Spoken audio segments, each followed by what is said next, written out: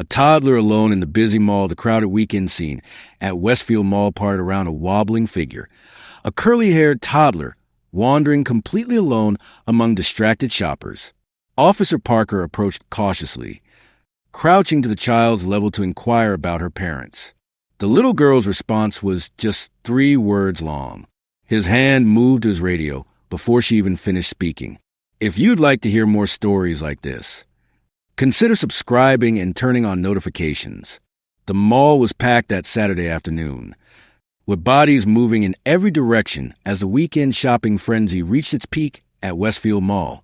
For Officer David Parker, this was just another routine patrol. After 15 years on the force, these mall assignments had become predictable, checking in with store owners, helping lost shoppers find their way, and occasionally dealing with shoplifters trying their luck. Officer Parker methodically scanned the crowd as he walked, surrounded by the familiar sights and sounds of commerce. Teenagers laughing by the fountain, parents struggling with shopping bags, the constant hum of conversation mixed with music from various stores. He had seen it all before. Nothing ever really changed.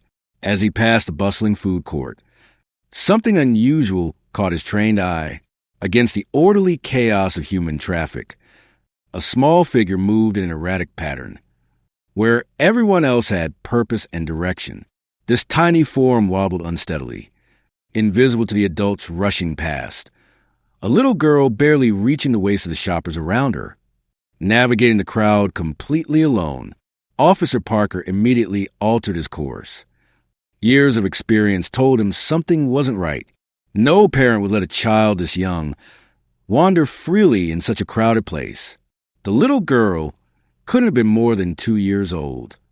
Yet there she was, somehow making her way through the sea of legs and shopping bags with determined focus. Carefully, he approached, mindful not to frighten her, dropping to one knee to appear less intimidating. He studied the child more closely. She wore pink overalls decorated with a cartoon character he couldn't quite place. Her curly hair was styled into uneven pigtails that were starting to come loose. But what truly struck him was her expression, not fearful or distressed like most lost children, but oddly resolute, as if she were on a mission. Officer Parker spoke gently, asking where her parents were. His voice was calm and reassuring, the tone he had perfected over years of dealing with lost children at the mall.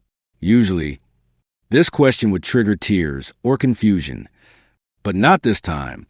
The little girl locked eyes with him, her gaze unerringly steady for her age, and responded with 3 simple words that instantly heightened Officer Parker's alertness. Her mommy was sleeping. She said in a way that conveyed seriousness, the tone, the look in her eyes. Instantly, Officer Parker's instincts kicked in. This wasn't a child talking about nap time. His hair bristled as he quickly processed what this could mean. Without hesitation, his hand moved to his radio. He called dispatch in a low but urgent voice, requesting immediate backup and mentioning the possibility of medical assistance. The dispatcher acknowledged his call as Officer Parker provided his exact location in the mall and a brief account of the situation. A toddler, about 2 years old, alone, indicating her mother was sleeping somewhere inside. He stayed with the little girl while they waited, noticing how tightly she clutched a small stuffed rabbit, the toy well-loved, formatted from countless hugs. He tried asking her name, but she seemed more interested in looking around, as if checking whether they were still in the right place. Within minutes, 2 more officers arrived, faces serious as they took in the scene. They spread out to question nearby shoppers, showing a photo Officer Parker had quickly taken of the child on his phone, asking if anyone had seen this girl with an adult, or noticed a woman in distress. Meanwhile, Officer Parker focused back on the toddler. Could she show him where her mother was? He kept his tone light, making it sound like a game rather than a serious situation.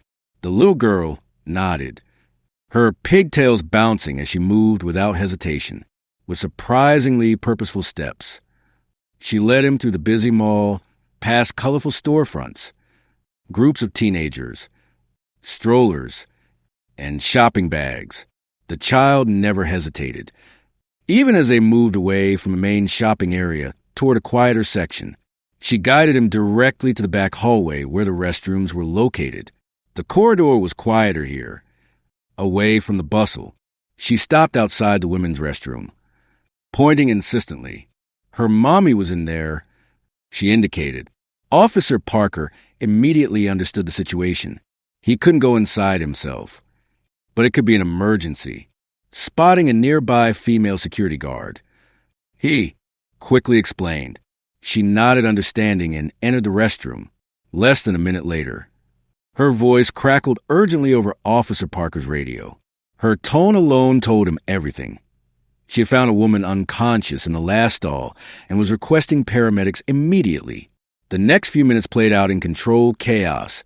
Emergency response protocols activated as paramedics rushed in with equipment. Officer Parker stayed with the child, positioning himself to block her view of the unfolding scene. He softly praised her bravery. Keeping a close eye on the situation, the paramedics emerged from the restroom with a woman on a stretcher, pale, with dark hair contrasting her ashen skin, lips tinged with blue. They worked quickly, attaching monitoring devices and preparing her for transport. One paramedic approached Officer Parker, explaining what they had found. The woman was identified as Jessica Morales, 28, from her ID in her purse. Her belongings also revealed empty prescription bottles for epilepsy medication. The paramedic's assessment was grim but hopeful. She had been saved just in time. Even 15 minutes later could have meant a very different outcome. While they prepared to take Jessica to the hospital, social services arrived to care for the little girl, now identified as Sophia. Officer Parker helped make the transition smooth, assuring Sophia that her mommy would be okay and that these kind people would look after her until her mother felt better. As Sophia left with the social worker, clutching her stuffed rabbit, Officer Parker couldn't stop thinking about what had just happened. This tiny child, barely able to speak in complete sentences, had somehow understood that her mother needed help. She had left the bathroom, navigated through a crowded mall, and sought the right assistance. It was remarkable. 2 weeks later, Officer Parker was at his desk finishing paperwork when the station desk sergeant told him he had visitors. Looking up, he was surprised to see Jessica Morales, healthy, vibrant, holding Sophia's hand, and with containers of what looked like homemade cookies. Jessica explained she had fully recovered at the hospital. The doctors confirmed she'd suffered a severe epileptic seizure that morning. In her rush to finish weekend errands, she had forgotten her medication. The seizure had come on suddenly in the mall bathroom, with Sophia as the only witness. What amazed Jessica most was that she hadn't specifically taught Sophia to find police or seek help. Yet, somehow, the child understood the severity of the situation and took action. Jessica wiped away tears as she shared that her doctors had been clear. Without the rapid medical response initiated by Sophia, she could have suffered permanent brain damage, or worse. Officer Parker knelt down once more, this time in much happier circumstances. Presenting Sophia with a small police badge sticker, he told her she was the bravest little officer he'd ever met. Her face lit up with a grin as she excitedly pointed to his real badge, fascinated by the shining metal.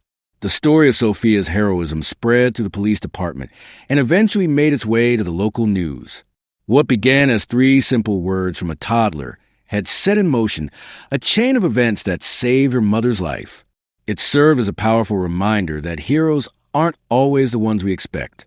Sometimes, they're tiny humans in pink overalls, with uneven pigtails and a stuffed rabbit. When faced with crisis, would you know what to do? And what lessons would you teach your children about responding to emergencies?